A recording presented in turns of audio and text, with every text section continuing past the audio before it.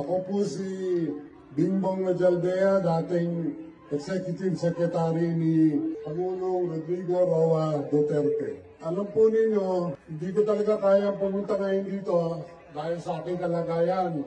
Pero meron lang ako isang bagay na gustong i-share sa inyong lahat. Tinatawag nila ako na best friend ni Duterte.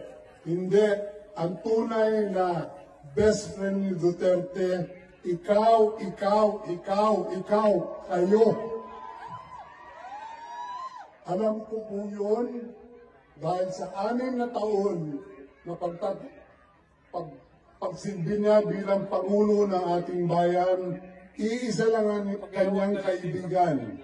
Ang kaibigan niya ay ang taong Pilipino.